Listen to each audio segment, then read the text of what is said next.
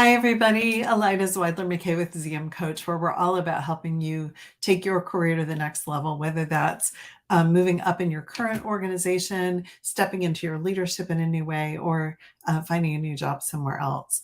So I came to my attention today that the results are in from the American Psychological Association's Stress at Work study. This is a study that they put out every year pretty much since 2007 with different questions and answers different times. But basically what they're looking at is what are the different sources of stress, how stressed are people, and what are the impacts that those different stressors are having on people's lives. And not surprising to me, and probably not surprising to you, work-related stress remains a consistently high source of stress for many, many people. In this year's results, Generation X, about 59% of people listed work stress as one of their top stressors. Millennials, 71% listed work stress as one of their top stressors. And of the adults, Gen Z members who are now adults, 69% listed work stress as one of their top stressors.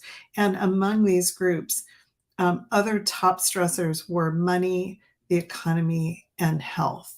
Now, one of the things that I sort of came up for me as I looked at that was how much these different sources of stress compound one another, right? If you are stressed out about your work and you're working really long hours and you're, really digging in and focusing on work, even when you're not at work, that is going to take a toll on your health. There are health issues that come up from stress itself, obviously. But then also, if you feel like you have to work all the time, you're not taking breaks, you're not going for walks, you're not getting out, you're not exercising, the work itself can have a big toll on your health. And then, of course, the money issues. If you're not being paid what you're worth, or you feel like you're being undervalued at work, so you have, or you're in a job that isn't a right fit for the kind of lifestyle that you want to have, then those money woes are going to contribute to your work stress and vice versa. So, these things compound one another, they add up, and the toll can be immense. We know that heart health is related to stress. We know that lack of sleep is related to stress, and then lack of sleep can lead to all kinds of other health issues down the road. We know that lack of exercise can have an impact. So again, if you're too busy at work to feel like you can get up and move around, you sit all the time, that can have a big health impact. So these things really compound one another. And that is why it is so important to me to be helping people find work that fits their lives, where people are working in jobs where they feel like they can have some balance, where they feel like they can walk away from their desk and get some exercise, where they can be with their families. Work is important. I think doing work that you enjoy and that has a purpose for you can be really meaningful. I love when I get caught up in my work and I don't even notice what time it is. I think everybody deserves to have that experience from time to time. But if that's how you feel all the time, and especially if you feel like you don't get a chance to take a break, that's just not healthy. It's just not good for you. And, that can have an impact on all kinds of things, your health, like we talked about, your stress, but also your relationships with your family members, your friends, your kids. So I wanted to sort of think with you about what that could look like what could be different for you. Because here's what I think is going on in the big picture. We talk about stress at an employee level. But I think what's going on is that organizations have done a lot of work to adjust to the pandemic. Everybody rolled up their sleeves and jumped in, and people worked really hard, and they made things happen. But what's typical in any kind of system is once a system gets going in a certain way, it's easier to keep going that way than it is to change. And so companies kind of ramped up everybody's productivity. People rolled up their sleeves, they jumped in, they worked longer hours, they made things happen, they dealt with the challenges. And now, now we're at a point where some of those challenges have eased a little bit. Some of them we've learned how to deal with in different ways, but the work level and the intensity of work and the staffing levels haven't really adjusted yet.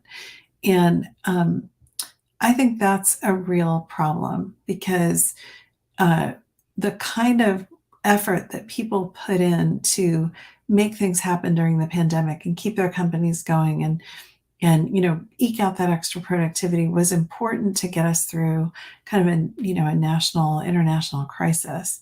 But people cannot continue to live and work at those levels. It's just not healthy. It's taking a big toll.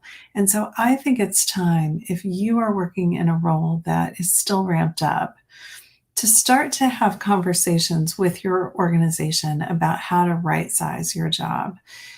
This is one of the things that I help my clients with. We look at, what is it that is absolutely necessary to be able to contribute to the organization? What's the core of your job? And what do you really have to get done in order to make the kinds of contributions that are going to move your team or your organization forward? But then also, like, what else could move off the plate? What could be postponed? How could you sequence the work so it's not all happening all at once?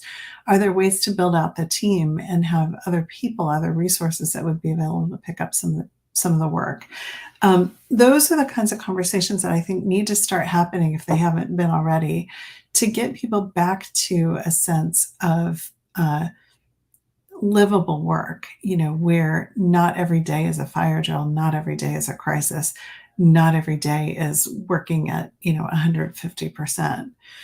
So if you're in an organization that hasn't done that yet, or if you're not sure how to start that conversation with your boss, that's the kind of thing that a good coach could help you, figure out how to do, how to say no, how to set priorities, how to ask for support in setting priorities or in deciding what will and won't get done in a given time, how to resource out your team, or how to decide on the tasks that people could be doing so that everybody's got a doable amount of work that you can feel good about. I think the best organizations are looking at that and figuring it out and finding ways to make work livable again. But I think a lot of companies are lagging and sort of living with that pattern that we've gotten used to over the last couple of years. And I think the toll it's taking is very real. So, you know, if you're in a situation where that's a conversation that needs to happen and you're not sure how to do it, that is exactly what a coach can help you do, and certainly something that I help my clients do. Now, those conversations aren't always successful. I wish they were, but they're not. Sometimes organizations aren't willing to move on those things. They're not willing to prioritize, or they're not willing to say no to some things. And if that's the case and you're in a job that's really undoable, then it might be time to make a change. And that is something else that I help my clients with, really looking for an organization, a role, a team, a manager that's going to be a good fit with priorities and values that are aligned. When you work for a manager who has a similar set of values to you, who is willing to honor your boundaries and support your work-life balance and your development and your growth, your life at work is so much better. So again, if you're in a situation where you've been kind of hanging on for the last couple of years, uh, writing it out with a boss or an organization or a team that isn't a good fit for you, this might be a really good time to change. Now, I know, there's a recession coming and it sounds like a scary time to make a change, but when somebody is a really committed, hardworking, intelligent person who makes a good case for themselves and for their skills and for their experience, there are always roles available. There are always opportunities. So again, that's the kind of thing that I help my clients work on, is how to really find those great fit roles and how to position themselves as the obvious candidate, the obvious choice for them.